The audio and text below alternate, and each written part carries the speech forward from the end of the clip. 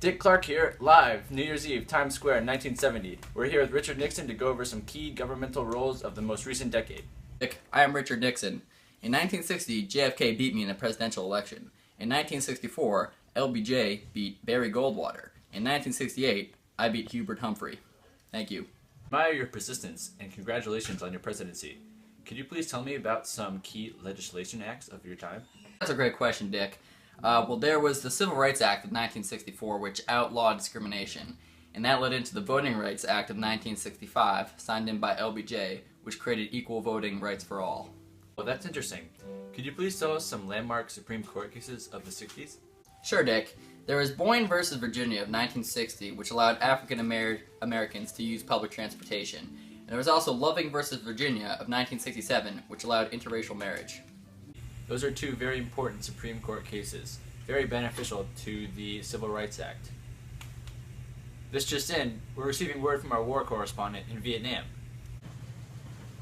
This is war correspondent Ollie Williams reporting for CNN. The American forces at Saigon are under heavy attack. We are retreating back into the compound. Over. Good luck to American forces in Saigon. President Nixon, what do you feel about the foreign affairs today? Good question, Dick. The main highlight of the 1960s in terms of foreign affairs is definitely the Vietnam War, where the United States held a policy of communism containment. Some other events included the Six-Day War in between Israel, Egypt, Jordan, and Syria. Also, the Cuban Missile Crisis, in which Russian-built nukes were placed within striking distance of the continental United States. Those are some very important international issues. We would like to focus on some domestic issues now. Could you please elaborate on some? The protests that happened in the United States during this time period were the Freedom Rides, when activists rode into the segregated southern United States to champion the ruling of Boyne versus Virginia, which ruled that public transportation was to be integrated.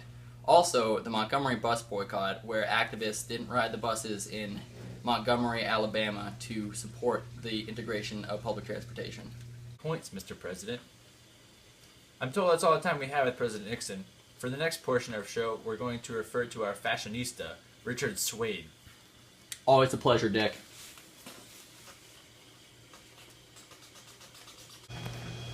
We're here with our fashion designer, Richard Swade.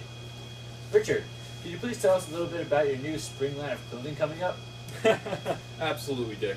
So, guys, spring's right around the corner, and you're probably wondering what you're going to wear.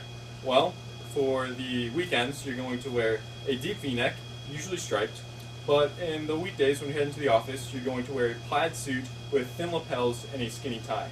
Right now, it's not winter, so we're wearing the fur and the scarf, and just like the ladies like it, I'm letting my afro flow. Gee, that's swell, Richard. To a quick commercial break, and we're going to tune back in to Richard for some entertainment. Campbell's Cream and Chicken, buy today. We're back with Richard Swade. Richard, would you mind telling us a little bit about the entertainment industry of the 1960s? Absolutely. Right now, for kids, if you want to go see a movie, you're going to either want to watch Mary Poppins, or if you're a little more adventurous, you're going to want to watch Planet of the Apes. For the more tame crowd, there are plays such as All the King's Horses and Hogan's Goat. For some popular TV shows right now are the Brady Bunch, and the one that just debuted is Star Trek. That's great. We're going to cut to another quick commercial break. We'll be right back with some artists. Tudoroso tomato sauce, buy today. Back once more. We're here again with Richard Swade to talk about some artists of the 60s. Well, some popular musicians are the Beatles and Simon and Garfunkel. Popular photographers right now are Malcolm W. Brown, who took the Burning Monk photo, and Bill Anders, who was an astronaut and took his very popular Earthrise photograph. Some painters are Norman Rockwell and Andy Warhol. One of my favorite writers right now is Kurt Vonnegut, who wrote Slaughterhouse-Five. S.C. Hinton wrote The Outsiders, and some dancers are Chubby Checker, who made the Twist, and Dee Dee Sharp, who came up with Mashed Potatoes. That's great. Those are some really influential artists. Now on to the next portion of our show. Welcome to the final portion of our show. We're here with Nil Bai, the science dad. Nil, would you mind talking to us a little bit about family values? Of course, Dick. family values have changed a lot in the 1960s. The creation of the birth control pill in 1960 led teens to become a bit more promiscuous, growing out their hair, listening to different types of music, definitely rebelling against their parents. The publishing of The Feminine Mystique in 1963 by Betty Friedman kind of changed the role of women in the household. Before this book was published, women would stay home, cook and clean, and not really go out as much. But this book showed women how they could start their own careers and go out and get their own jobs. So those two things definitely changed family values in the 1960s.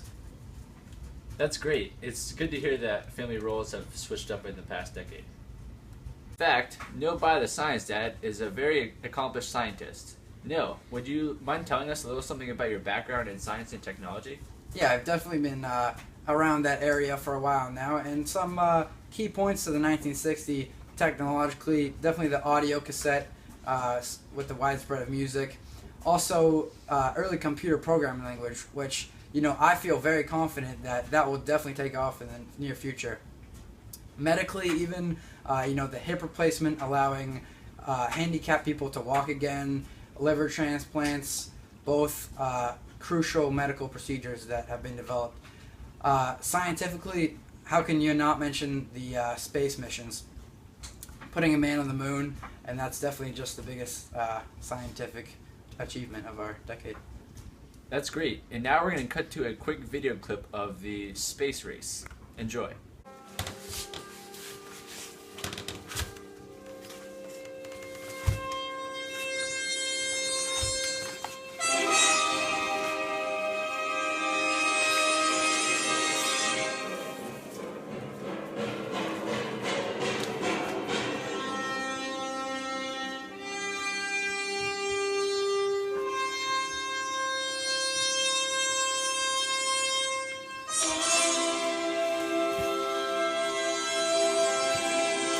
That's one small step for man, one giant leap for mankind. That's about all the time we have for this evening. We'd like to thank you for joining us. As you can see, there are a lot of developments in the past decade, and we'd like to thank you for listening to it. We'd like to wish you all a good night and good luck.